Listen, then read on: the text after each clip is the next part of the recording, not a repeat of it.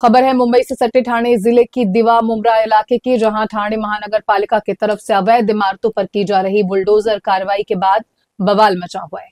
आपको बता दें कि एक जनहित याचिका पर सुनवाई करते हुए बॉम्बे हाईकोर्ट ने खान कंपाउंड में बनी 17 से अधिक अवैध इमारतों को ध्वस्त करने का आदेश दिया था। वहीं अदालत से मिले आदेश के बाद मनपा लगातार अवैध इमारतों पर बुलडोजर चलाकर उन्हें ध्वस्त कर रही है। अब तक दर्जनों इमारतों को जमींदोज किया जा चुका है, जिसके चलते इन बिल्डिंग्स में रहने वाले सैकड़ों लोग बेघर हो गए हैं। वहीं मनपा की इस कार्रवाई का स्थानीय लोग लगातार विरोध कर रहे हैं। हालांकि तोड़क कार्रवाई के बाद लोगों का दर्द भी छलका है। लोगों ने कहा कि हमने मेहनत की कमाई से लाखों रुपए खर्च करके ये फ्लैट खरीदे हैं, बारिश के मौसम में हमें बेघर कर दिया गया। हमारे साथ बुजुर्ग, बच्चे, महिलाएं हैं, ऐसे में हम कहां जाएं। मनपा की कार्रवाई पर सवाल उठाते हुए लोगों ने दावा किया है कि उनके पास फ्लैट के सभी दस्तावेज मौजूद हैं। कई लोगों ने तो पिछले 6 महीनों में अपनी मेहनत की कमाई से 18 से 15 लाख रुपए देकर ये फ्लैट खरीदे। कई लोगों ने आरोप लगाया है कि ठाणे नगर निगम के अधिकारियों की मिली भगत से ही ये सब हुआ है। उन लोगों से पैसे कमाए गए हैं और अब हमें बेघर कर दिया गया। इमारतों में रहने वाले लोगों ने कहा कि पुलिस हमें परिसर में ना तो घुसने दे रही है और ना ही निकलने दे रही है। हम अब कहां जाएंगे? हमारे साथ स्कूल जाने वाले बच्चे हैं, बुजुर्ग हैं, हम कैसे परिवार को संभालेंगे? कम से कम उन्हें ये तो सोचना चाहिए कि मॉनसून का वक्त है। उन्होंने कहा कि हमारे लिए कोई व्यवस्था नहीं की गई है। वहीं टीएमसी सिर्फ झूठे आश्वासन दे रही है, जिसके चलते लोग सड़क पर रहने को मजबूर हैं। वहीं दूसरी तरफ ध्वस्तीकरण अभियान के प्रभारी ठाणे नगर निगम के उपायुक्त ने कहा कि हम केवल बॉम्बे हाईकोर्ट के आदेशों का पालन कर रहे हैं। निवासियों को न्यायालय के आदेश के बारे में सूचित और जागरूक किया जा रहा है। अभियान को जल्द से जल्द पूरा करने के लिए हमारी मशीनरी तैयार है। वहीं अवैध इमारतों में रहने वाले लोगों के विरोध प्रदर्शन को देखते हुए बड़ी संख्या में पुलिस बल की भी तैनाती की गई है। तो पूरा तोड़े क्या, आज हमारे पास कुछ भी नहीं है, क्या डिपॉजिट के भी पैसे नहीं है, अभी हम लोग कहाँ जाएंगे? चालू भी हो गया ना, बुक्स नहीं, कपड़े नहीं, बच्चों का कुछ भी तैयारी नहीं है। और बारिश में कार्रवाई नहीं तो 4 महीने तो इन लोग ने रोकना चाहिए ना, कि 4 महीने अभी भी हम लोग इतना ये कर रहे पेपर के लिए, तो लोग ने 4 महीने तो टाइम दे कि ये बच्चे लोग सेट होंगे या कुछ तो कुछ लेंगे, पर वो लोग कुछ ही नहीं ले रहे। ऐसा थोड़ी रहता। हाँ, क्या मांग रही है सरकार से? नहीं मांगेंगे क्या, हमारा इतना पैसा गया, या तो हमको घर दो या तो हमारा पैसा दो। अभी तो फिलहाल 4 महीने तो रहने के लिए तो कुछ करे हमारे लिए, कि हम लोग कहाँ निकले, का रोड पे जाए। आज 3 दिन से घर ढूंढ रहे हैं, हम लोग घर तक नहीं मिल रहा। और डिपॉजिट तो भरे 1 लाख 2 लाख, भाड़े तो डायरेक्ट 17-18 हजार रुपए भर सकते। 20 हजार कमाने वाला इंसान के 17 हजार। हाँ, या तो इसके बदले हम लोग को दूसरा तो दो, या तो हम लोग के पैसे तो दो, कुछ तो करे ना। इन लोग ने, न्यूज वाले भी सब आ रहे, बना रहे, देख रहे, जा रहे, पर कुछ भी नहीं है। 14 दिन से जब इलेक्शन रहेगा ना, जब बराबर पैसा जाएगा, खाना जाएगा, पीना जाएगा, तुम लोग क्या क्या करेंगे वो सब आएंगे, घर घर पे आके पूछेंगे, गच्चू पैसे देंगे। अभी कहाँ गए फिर ये 14 दिन से? भूखे प्यासे रह रहे बच्चे, क्या खा रहे क्या नहीं खा रहे, अभी किधर गए लोग? आज तो लोग ने ऑप्शन लेने मांगता, पूरी बिल्डिंग खाली करे, कहाँ जाएंगे? आज रोड पे रो रहे बीरे सब लोग कि 14 दिन, ये 4 महीने का तो कुछ करे, क्या रहने दे, उसके बाद कार्रवाई तुम चालू करो। अभी बारिश है, बच्चे लोग की स्कूल चालू है, छोटे बच्चे लेकर कहाँ जाएंगे? हर 2 बच्चे हैं मेरे, आज तो सुबह से भूखे हम लोग। से लाइट नहीं, पानी नहीं, बच्चे भूखे, क्या तकलीफ है? आपका नाम बता दीजिए। सरफराज महबूब शेख। कितने का दिए थे घर? लगभग 20 लाख के आसपास लिए थे। किनसे लिए थे आप? ये बिल्डर से ही लिया था। क्या नाम है उनका? हाँ, सलीम भाई। अभी कितने दिन पहले आप यहाँ पे रहने के 2 महीना पहले ही हम लोग यहाँ पर रहने के लिए आए। तभी हम लोग को कुछ यहाँ पर कुछ बताया नहीं कि अनलीगल प्रॉपर्टी है या केस चल रहा है या नोटिस आया, कुछ मालूम नहीं है, किसी ने कुछ बताया नहीं है। टीएमसी तोड़ने से आने पहले आपको किसी को नोटिस मिला था? हम जब 2 महीना हो गया हमको यहाँ पर आकर, हमें तो नोटिस नहीं मिला है। अब इसके पहले बिल्डर को मिला होगा तो वो हमको कुछ आइडिया नहीं है, किसी ने कुछ बताया नहीं है। इतनी बारिश में आज घर तोड़ रहे हैं, कितनी तकलीफ हो रही है? बच्चों को स्कूल है, बीमार बुजुर्ग बड़े घर में सब है।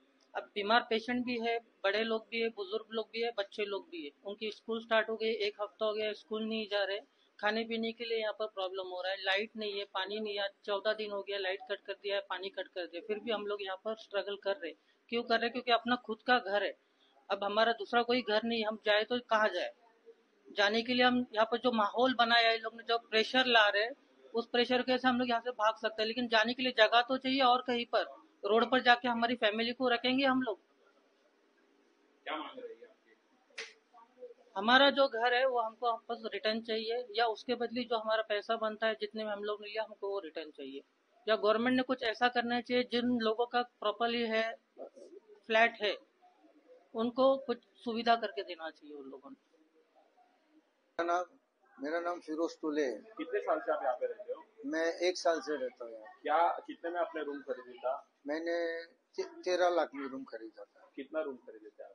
एक ही रूम, छोटा 1 रूम किचन। आज टीएमसी की ओर से घर तोड़े गए हैं, कैसे देखते हैं इस कार्रवाई को? इस कार्रवाई को जिस वक्त 3 साल से इस कार्रवाई ये बिल्डिंग इमारतें बन रही थी, उस वक्त यहाँ के जो सरकारी कर्मचारी है टीएमसी के, वो कहाँ गए थे? उनको नहीं दिखाई दे रहा था। ये एक रोज में तो ये इमारतें बनी नहीं है, और इमारतें बनते बनते आज 3 साल गुजर चुके, तब तक इनको दिखाई नहीं दिया। हाँ, आज हम गरीब लोग, हम तो मेहनत करके कमाने वाले लोग हैं, और हमारे पास 2 पैसा, बेटी पढ़ लिख के अभी थोड़ा बहुत कमाने लगी तो उसने कुछ मदद की, कुछ मेरा जमाया हुआ पूंजी जो थोड़ा थोड़ा करके डब्बे में जमा करता था, वो पैसे, ऐसा बेटी की कुछ थोड़ी बहुत सैलरी आई, उससे हमने ये घर लिया। आज हमको एक बेघर से बेघर कर रही है सरकार। बोलती है सबको घर देंगे, सबको रोजगार देंगे, सबको साथ देंगे, गरीबों का साथ निभाएंगे। ये तो गरीबों को घर से बेघर कर रही है। बताओ अब सरकार, हम किसके पास गुहार लगाए? हमारे को कहाँ पे जाके इसका वो मिलेगा, न्याय मिलेगा?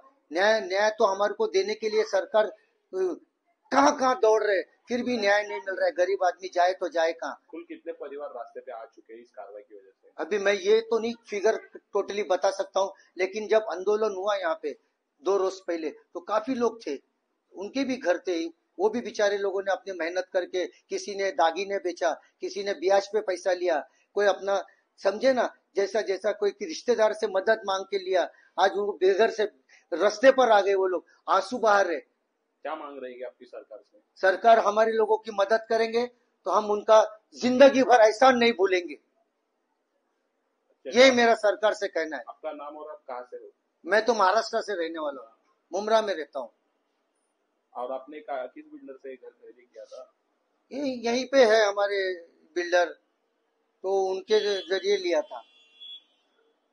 आप कहाँ पे रहती थी? आज यहाँ पे मुमरा के खान कंपाउंड में कार्रवाई हुई है, कितना बड़ा नुकसान हुआ है? आपका नाम से शुरुआत कीजिए।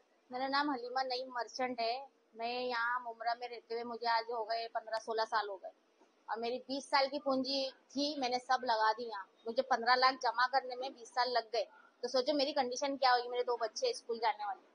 आज मैंने यहाँ पे घर सोच के ली कि मेरे बच्चे थोड़ा रहेंगे, अच्छे से रहेंगे करके, वो हिसाब से मैंने घर ली। पर मुझे ये नहीं मालूम था, हाँ अवैध है ये। मैं भी मानती हूँ कि चलो अभी सब जगह से मालूम पड़ रहा है कि भाई अवैध निर्माण है, अवैध निर्माण है, पर यहाँ बोर्ड किधर लगाए? टीएमसी को बोर्ड लगाना चाहिए था कि भाई अवैध। हम लोग इतने तो है, जाहिल तो नहीं है, थोड़ा बहुत मालूम पड़ेगा भाई अवैध निर्माण का बोर्ड है, तो हम नहीं हाथ लगाते थे। गवर्नमेंट तब कहाँ गई थी, सरकार तब कहाँ गई थी, म्यूनसिपलिटी के आदमी तब कहाँ गए थे? उनको लगाना चाहिए था ना ये सब चीजें। और हर एक स्लैब के पीछे इन लोग ने पैसा खाए, तो सबसे पहले तो उन लोग के ऊपर कार्रवाई करो आप, कि उन लोग को सस्पेंड करो कि इतने जो पैसा खिला के खुद तो खाए, उनकी नौकरी भी बच गई, उनका पैसा भी बचा। आज गवर्नमेंट से उनको हर सुविधा प्राप्त हो रही, हमारा क्या, हमारा तो पैसा चले गया। गरीबी मार खाया ना इसमें। अब बच्चे सब रास्ते पे है। अभी हम लोग के पास बोल रहे ना, डिपॉजिट के लिए पैसे नहीं है, बिल्डर है नहीं इधर, सब भाग गए। जैसे सबको मालूम है, सब चले गए यहाँ से छोड़ के। किससे खरीदा था ये रूम? जो भी बिल्डर है अभी, वो मेरे हस्बैंड को मालूम है किससे खरीदा था। अभी मैं नाम भी नहीं बता सकती, क्योंकि क्या मांग रहेगी? मांग तो मेरी यही रहेगी सरकार से कि पहले तो है ना, जो ये चीज में जिसने पैसा खाया है ना, पहले उनको सस्पेंड करो। ये इनके वजह से और भी घर ऐसे उजड़ नहीं जावे। आज हम लोग पे क्या बीत रही हो हम जान रहे हैं। आज 15 दिन हो गए हम लोग बिना लाइट बिना पानी, या कर्फ्यू के जैसा माहौल हो गया है। यहाँ हम लोग घर से बाहर नहीं निकल सकते, पुलिस वाले अंदर घर में रख रहे हैं। आज हम लोग को नाश्ता खाना पानी, हम लोग को घर में कुछ है नहीं, बाहर निकल नहीं पा रहे हम लोग कैसे जाएंगे, कैसे सवार करेंगे हम लोग? सरकार को यही समझना चाहिए, पहले तो ये जैसे ऐसे गुंडागर्दी वाले कानून बनाए लेकिन इनको पहले खिलाफ करो, इनको निकालो यहाँ से। हम लोग को अंडरवर्ल्ड से ज्वाइन कर रहे हैं, अंडरवर्ल्ड का पैसा नहीं, हमारा पैसा गया है, मेहनत का, ऊपर सर से लेके पसीने तक का पैसा गया है। हाँ, हर एक दागिना बेच के बच्चों का फ्यूचर का मैंने सोची ने, मैंने घर के पीछे डाल दी पूरा पैसा।